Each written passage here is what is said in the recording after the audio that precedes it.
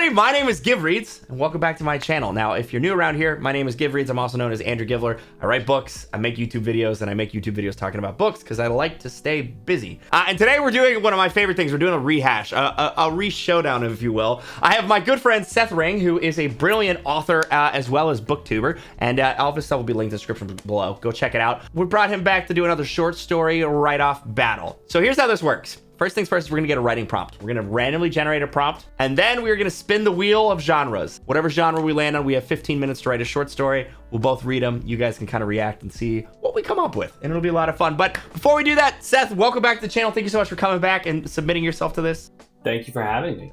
I had so much fun the first time, so I was really excited. You know how many comments I got, by the way, that we need to write that series that we sort of riffed on? And I know, right? Oh, man. I'm kind of worried. We can't keep coming up with series that we want to work on together because we will run out of everything. If you guys are new here, please do me a favor. Make sure to hit the subscribe button. Also, hit the like button if you haven't. We're trying to grow the channel, get it partnered. That's the best way to help out. So do those things. Seth, how many times would you like me to hit the generate prompt button?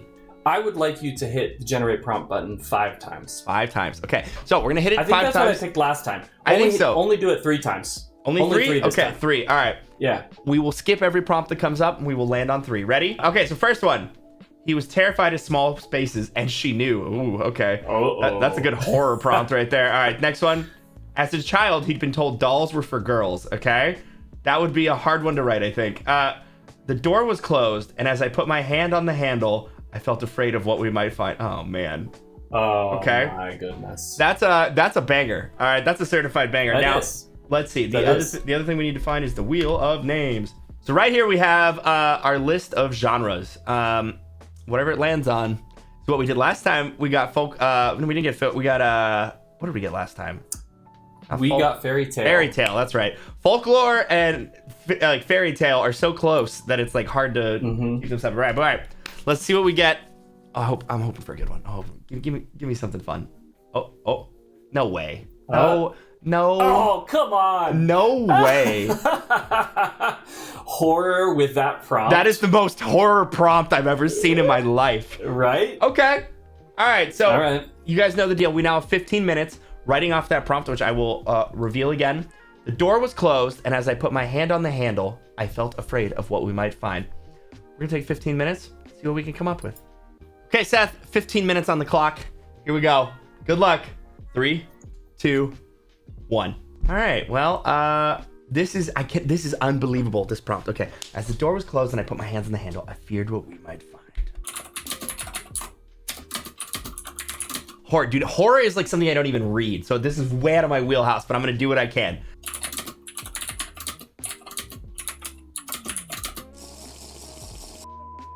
It's coming together, but I don't like it.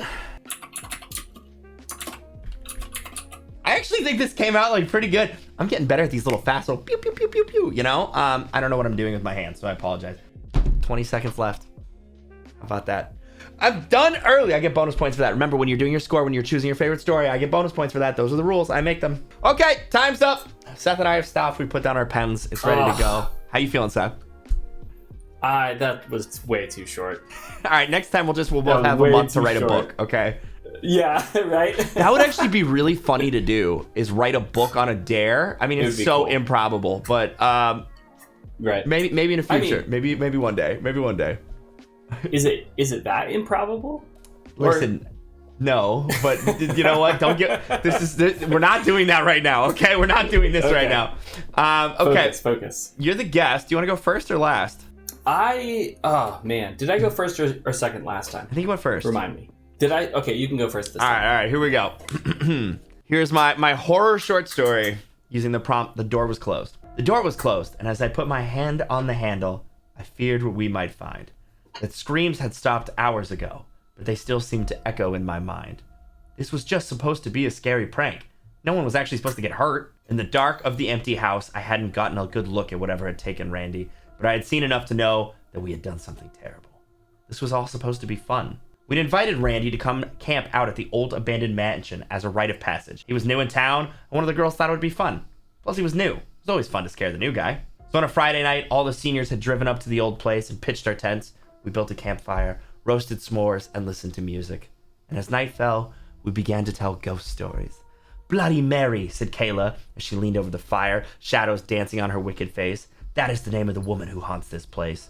Oh, come on, Randy snorted. No one really believes in that crap. It's just a stupid story told to scare kids. Bloody Mary, we echoed back in a unified whisper.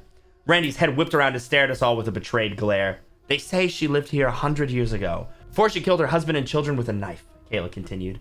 One night she lost it, went into the kitchen, took the longest, sharpest knife she could find and sliced them up. When they found Bloody Mary, she was covered in red from head to toe. Bloody Mary, we whispered in agreement. Guys, this isn't funny, Randy protested. They say they didn't even give her a trial, Kayla pressed on, her voice low, haunting whisper.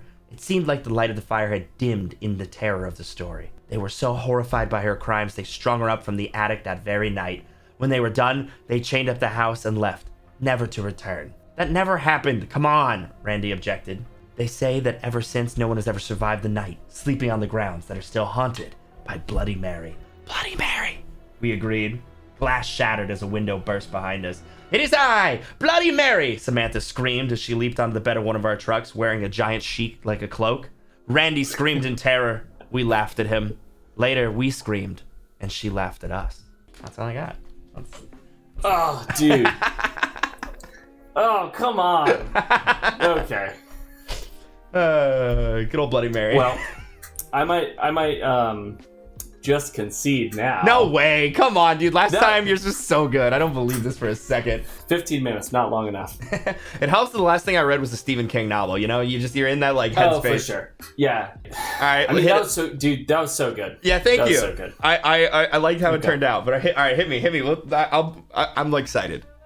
I'm sorry. One sec. The dichotomy of like, hey, this is all a joke, but it's not a joke, I think is a really good thing to play with in horror. Yeah, that's like a pretty big horror trope, right? Yeah. That's kind of what I was going for. I'm glad it landed, and I'm glad I got to the end. I was worried I wouldn't get to the part of like I wanted to juxtapose, like. Yeah. I don't know. We'll see. It'd be a fun little thing, but I don't think it would have much more than this without it getting really old. Well, horror is a tough genre. Yeah. It's a tough genre to keep up the suspense the whole time without it getting like too overdone or it dragging. Yeah, no, yeah, it's a tough genre. I've never written very much, so that was a stretch for me, but it was fun. I liked it. Yeah, that's awesome. It was great. It was really good. Okay, we're gonna do this. I'm excited. Don't get your hopes up. Yeah. The door was closed, and as I put my hand on the handle, I feared what we might find inside. It had been a long day of hiking, and all of us were exhausted, for the chasing shadows were relentless. When we saw the peak of the roof line through the trees 20 minutes earlier, hope had been kindled anew in our hearts, but the closer we got, the faster it turned to despair. No lights, a broken window, and a dark stain that looked suspiciously like blood on the front porch. Not a welcome we had hoped to discover. Sensing my hesitation, Sarah didn't say anything, clutching the bag she was holding tighter. Virgil wasn't so patient. "What are you doing? Open the door already," he hissed, his eyes darting back to the thick trees and the deep shadows beneath them. "Something about this place isn't right. This whole forest isn't right, Max," he said angrily, shoving me aside. "I told you this trip was a bad idea." For the first time in our relationship, Max was actually right.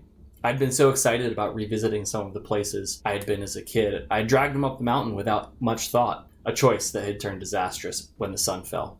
The tall trees transformed the forest into a deep pool of darkness. The real problem, however, had started a few moments later when they appeared. Tall, shadowy figures, whose bodies blended with the darkness, flickering in and out of our sight at the corners of our vision, their eerie green eyes casting dancing shadows that confused our senses. And then the screams began.